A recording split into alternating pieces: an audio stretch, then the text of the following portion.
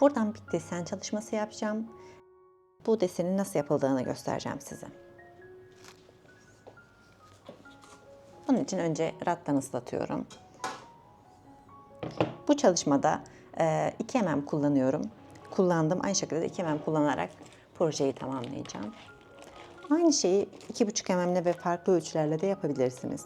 Önemli olan mantığını öğrenmek. Çok fazla ıslatmıyorum suda. Biraz ıslanması yeterli oluyor. 4 tane çubuğum var.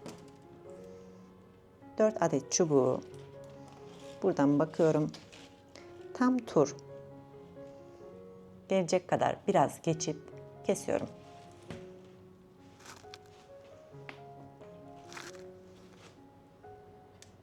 Malzememi kestim. Bir 4 daha keseceğim aynı ölçüde. Önceki kestiğimden ölçü alıyorum. Hop kestim. Bu yapacağım deseni 3 taneyle, 4 taneyle, 5 taneyle, 6 taneyle de yapabilirsiniz. Şimdi az önceki örgüm rattanın bitmesi nedeniyle burada son bulmuştu. Ama bunu burada mı bırakmak gerekiyor? Hayır. İlk sepeti yaparken örgüye nereden başladıysak onu buluyoruz. Evet, buradan başlamışız. Buraya kadar gelmesi gerekiyor. Yani bunu bir şekilde buraya kadar getireceğiz. Ondan sonra deseni yapacağız. Bakın arkadaşlar, fazlalığı kestim. Bunu biraz karşıya geçecek şekilde yerleştirdim.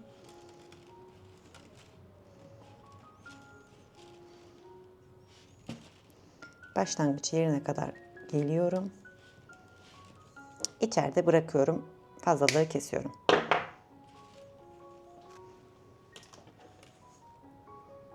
Dört tane çubuğu aldım. Bu başladığım turu tam bitirdiğim için örgüyü istersen bu tarafa doğru veyahut da bu tarafa doğru yapabilirim. Hiç önemi yok çünkü başlayan şey tamamlanmış oldu.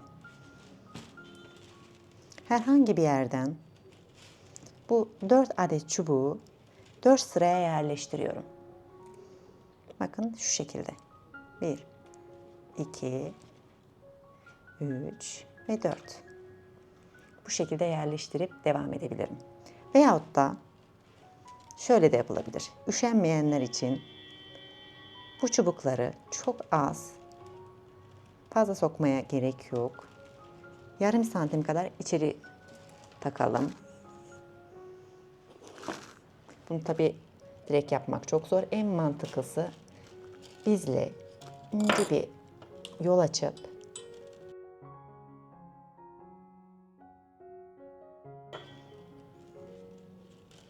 diğerini de aynı şekilde takıyoruz.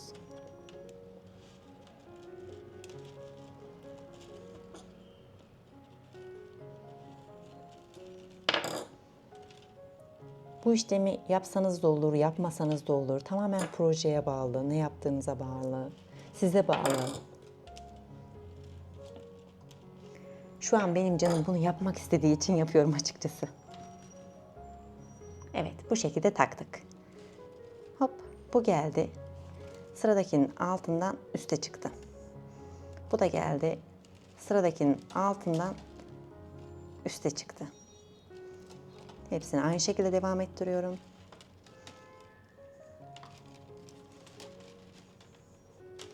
Evet, 4 çubuğumuz böyle yerleşmiş oldu. Şimdi devam ediyorum. Bir sonrakinin altından geçip yeniden üste çıktı. Bu da aynı şekilde.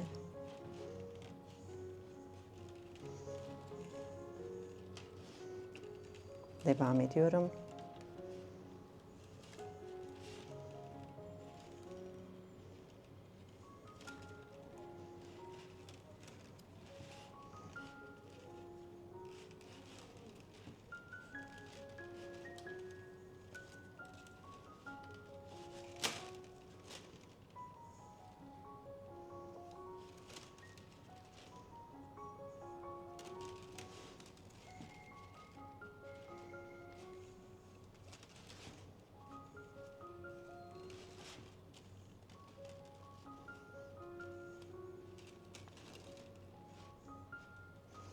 Evet, bakın sona doğru geliyoruz.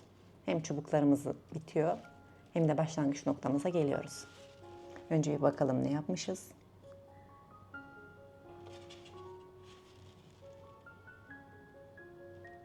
Tabii 4 çubukla ördüğümüz için deseni biraz daha dışarı çıkmış oldu görüntü. Görüyorsunuz bir yükseklik oluşmuş oldu.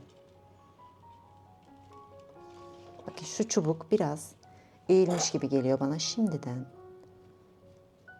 Bunu birazcık düzeltiyorum. Evet. Şimdi çubuklarımızı hızlıca tekrar ıslattım. Çok çabuk kuruyorlar çünkü. Şimdi bunu getirip bunun arkasından hop geçiriyorum. Bakın ilk çubuk buradan takılmıştı. Ama bunun altından çıkarak buradan yukarı çıktı. Hop böyle getirdim. Ve şuraya takacağım. Aslında daha kolay yöntem olarak bunu bu şekilde takmanıza gerek yok. Ama ben hem bu yöntemi göstermek hem de şu an canım istediği için yapmak istedim.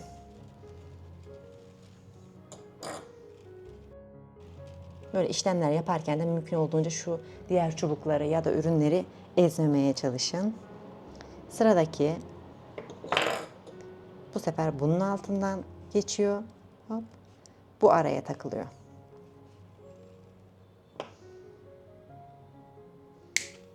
Fazlalığı kestim. Birazcık eğiyorum. Hop eğdim. Burada bizle yer açıyorum. Açtım.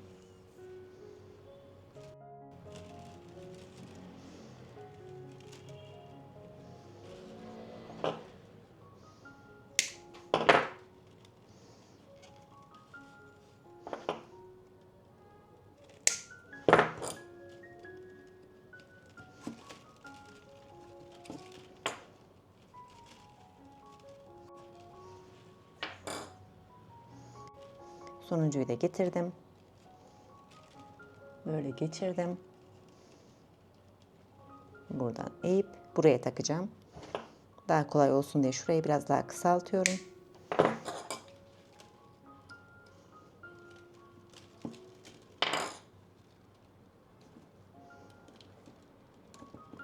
Hop, son çubuğu da takmış oldum. Bu şekilde yapmış olduk. Şimdi buradan bir desen çalışması yapacağız. Bunu böyle iki yere katladım. Tam ortadan katlamanıza gerek yok. Yeterince uzunsa tam ortadan da katlayabilirsiniz. Bu şekilde ikiye katladım. Şimdi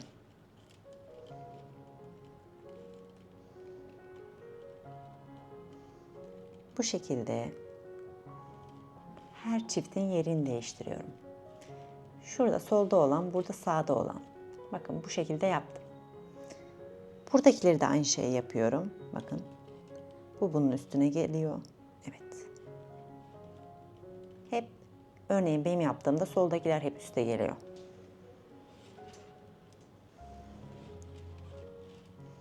Getirdim böyle. Aşağı doğru indirdim. Birazcık daha indiriyorum. Birazcık daha indiriyorum. İyice koşulları zorladım. Hop kilitledim bunu. İki tane bir çubuğumu ikiye katlayarak yapıyorum. Gördünüz. Eğer bir örgünün içinde yapacak olsaydım bunu iki farklı çubukla yapacaktım. Ama bu da yine aynı şey olmuş oluyor. Evet, bu tarafa gelmiş oldu. Yine bu iki karşı komşular. Yine soldaki üstte kalıyor. Bakın. Yani şu ikisi beraber olacak.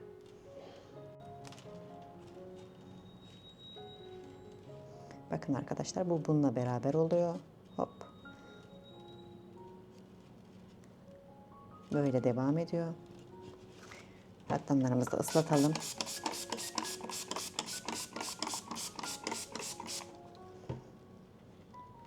Acele etmeyin burada lütfen. Yavaş yavaş devam edelim. Yine bu ikisi, bakın soldaki sağdakinin üstüne geçti. Hep aynı taraf aynı tarafın üstünde veya altında kalıyor. Bakın bu şekilde. Bu buraya geldiği için bu ikisi beraber oluyor doğal olarak. Şunu da, şu çubuğu da daha önce de göstermiştim sanırım. Biri alttan biri üstten geçecek şekilde vurgu yaparak devam ediyorum yani. Sıradakinde bu alttan geçecek.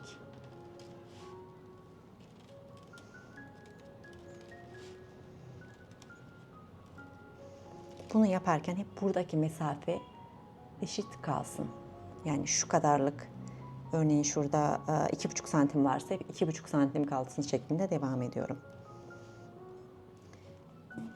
Bir de tabii ki buradaki çap neyse bu desenden sonraki çap da aynı olsun diye çalışıyorum. En azından ben düz bir sepet istediğim için benim amacım o. Yine burada da aynı şekilde. Şu ikisi beraber olacak. Üstteki şu ikisi beraber olacak. Üstteki çubuğu alıyorum. Bu ikisinin altından geçiriyorum. Aşağı doğru hop. Yakınlaştırıyorum bu ikisini. Tamamdır. Sıradaki yere geldik. Yine soldaki üstten.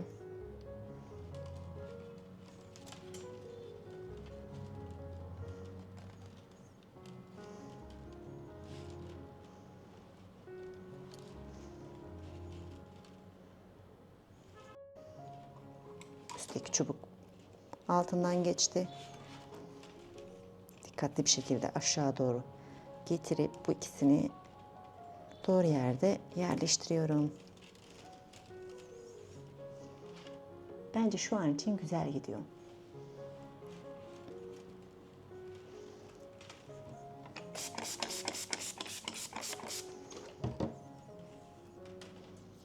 Ben bu sepeti yaparken arkadaşlar önceden planlamadım ya da daha doğrusu planladığım hiçbir şeye uyamıyorum. Onun için biraz doğaçlama yapıyorum. Yaparken canım ne isterse onu yapmak en kolay oluyor. Şimdi ben bu deseni gösteriyorum ya veyahut da bir örgü çeşidini spesifik olarak bunu yapın diye göstermiyorum. Siz farklı bir çalışmanın içerisinde bu çizimi, modeli, deseni kullanabilin diye gösteriyorum.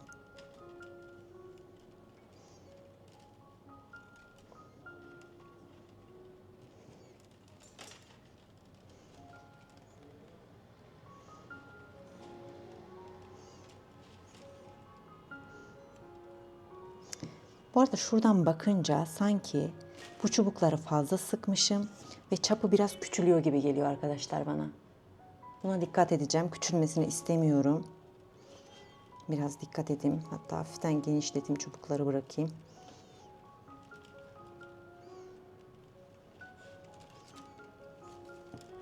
Metreyle de ölçebilirsiniz sürekli. Eğer içinde bir kalıbınız olsaydı zaten santim olarak yanılma ya da genişletme, daraltma ihtimaliniz olmazdı. Kalıp üstünde yapmanda böyle bir avantajı oluyor.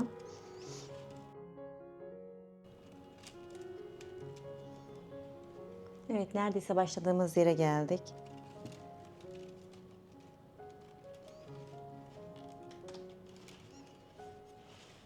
Şu an buraların ölçüsü tam eşit değil. Bakın şurada daha az, burada daha çok.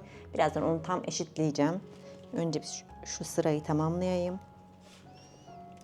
Demek bu üstten geliyor. Bu alttan geliyor. İkisi kaldı. Doğru bir şekilde tamamlamışız. Hop. Bu ikisini de böyle kilitlediğimizde sıra tamamlanmış oluyor. Ama çubuklar kaçmasın diye şöyle bir tane şuradan şöyle geçip öyle bıraktım. Şimdi bir bakalım.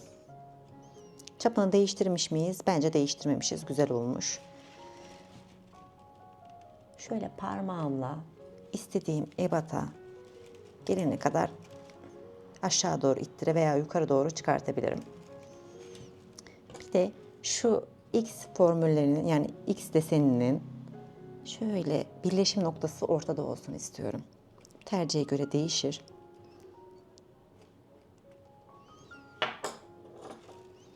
Şu çubuklarda düzeltiyorum böyle böyle. Minik bir tane böyle ölçü çubuğu da kesebilirsiniz arkadaşlar. Bir tane böyle kesersiniz. Örneğin sallıyorum bu şekilde. Her yere koyup böyle böyle ölçebilirsiniz. Buna göre işleyebilirsiniz. Ben göz kararı yapmak istiyorum.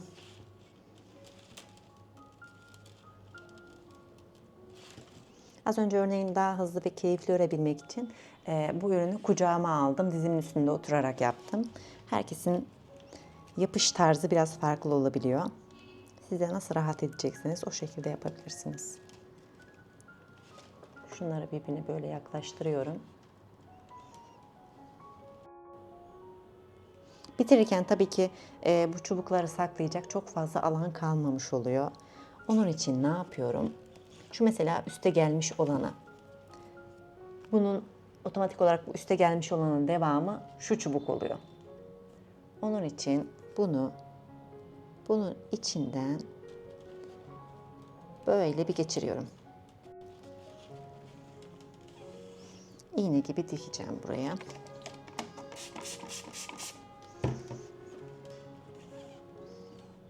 Hop dikkat ediyorum burada kırılmasın diye. Hop içinden geçirdim. Tamam. Şu altta gelen olanı da yine aynı yerden içeriden aşağı doğru geçiriyorum. Burada minik bir fazlalık hissedilecek ama en azından dışarıya çubuk çıkmasından daha iyidir. İsterseniz burada birkaç sıra örseniz bunları saklamak çok daha kolay olacaktı ama ben tek sırayla bitirmek istedim. Tamam.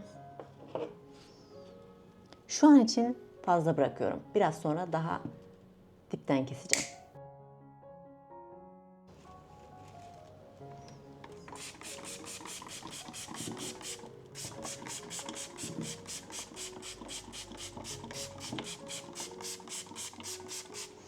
Şu yukarıdan bir tane böyle bir desen, böyle bir X deseni yine geçeceğim.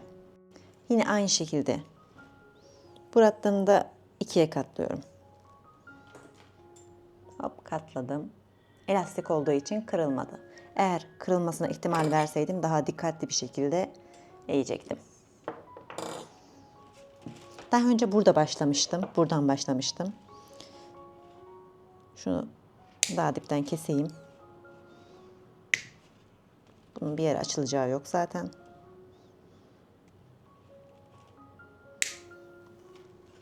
Süper. Yine buradan başlıyorum arkadaşlar. Çünkü çok az da olsa bir hani başladığı yer belli olabiliyor. Onun için ikisini de aynı taraftan başlarsam burayı belki ürünün arka kısmı yapabilirim. Tabii ürüne göre değişiyor bu durum. Şöyle gelip devam eden şu var ya böyle devam ediyor. Veyahut da şu böyle devam ediyor. Böyle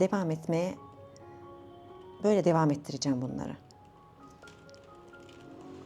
Şu anki tercihim bu yönde. Bakın hep soldan sağa doğru gidiyorlar. Otomatik olarak gelip burada birleşiyor. Ben de burada birleştireceğim. Hop. Çok da güzel oldu. Bu sefer de üçgen gibi yapmış olduk. Şuradaki mesafeyle buradaki mesafeyi aynı yapmaya çalışıyorum.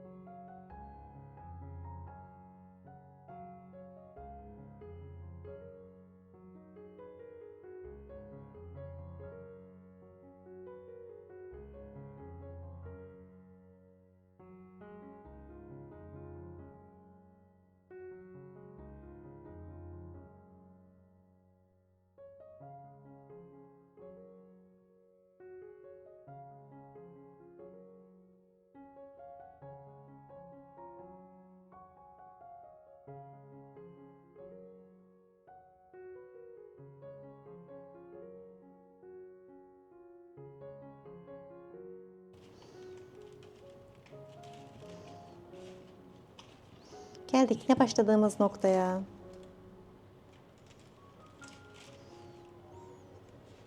Yine buradan bir tane fazladan tur geçiriyorum. Şu an için sağlam dursun diye. Önce diğer kısımları bir kontrol edeceğim.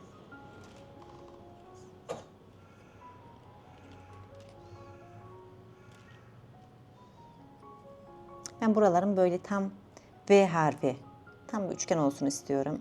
Onun için bu şekilde şimdiden ıslakken şuradan hem alt bozulmasın, X bozulmasın, hem de burası V olsun istiyorum. Çünkü burası tam X olunca, olduğu durumda burada çok küçük X'ler oluşuyor. Ben öyle olsun istemedim. Tercihe bağlı tamamen, dediğim gibi. Her hali güzel olacak zaten. Bundan sonra çubukları da bir de şöyle ikisi yan yana duracak şekilde ayarlıyorum. Bir bütünlük oluşabilmesi için burada 4 tane çubukla döndüğüm burguyu burada da yapacağım arkadaşlar. Şurada ilk başta da yapabilirdim ama biraz zor olacaktı. Böyle 2 çubukla burgu yaparak bunları bu şekilde kitlemek daha kolay oluyor. Burada 2 çubuğumuz zaten var. 2 tane daha. Tam tur gelecek kadar malzeme aldım, ıslattım. Bakın, sırada gelen yerlere bunları yerleştirdim. Böyle dediğim gibi sadece koyup da devam edebilirsiniz. Veyahut da çok ufak, zaten tek sıra var, içinden hafif takıp öyle arkadan geçirebilirsiniz.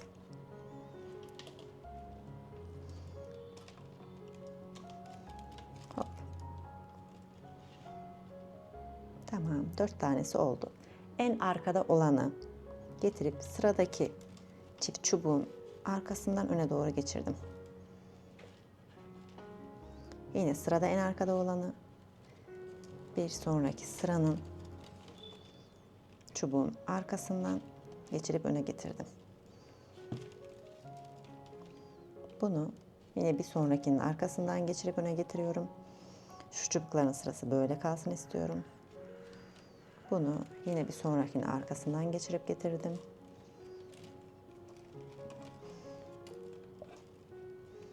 Aynı şekilde devam ediyorum. Evet, başladığımız yere neredeyse geldik. Devam ediyorum. Bunu da böyle devam ediyorum. İçeride bitmiş oluyor. Bunu da devam ediyorum. İçeride bitmiş oluyor. Bunu da devam ettim. İçeride bitirdim. Bunu da devam ettim. Hop, içeride bitirdim. Bu çubukları böyle içeride bırakabilirsiniz arkadaşlar, veya daha önce olduğu gibi bittiği yerde şu sıranın içine az biraz takabilirsiniz. Evet arkadaşlar, şimdi burada yine düz bir örgü yapacağım, şuradaki gibi. Yine buradaki gibi düz örgü yapıp kapanışa geçeceğim.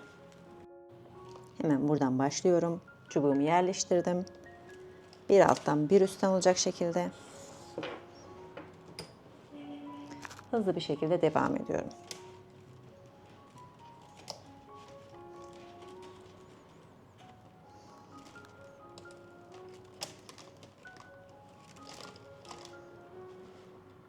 Yine örerken böyle elimle tam dibe kadar getirip yerleştiriyorum.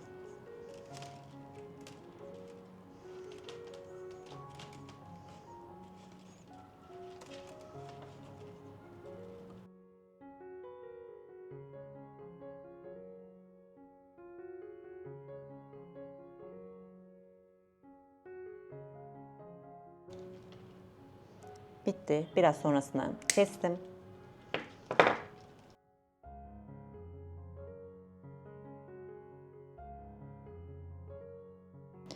Kapanışı ayrı bir videoda daha detaylı bir şekilde göstereceğim. Daha sonrasında güzel bir tutma yeri yapacağım. Onu da ayrı ve detaylı olarak göstereceğim. İzlediğiniz için teşekkür ederim. Umarım faydalı olmuştur. Sonraki videolarda görüşmek üzere.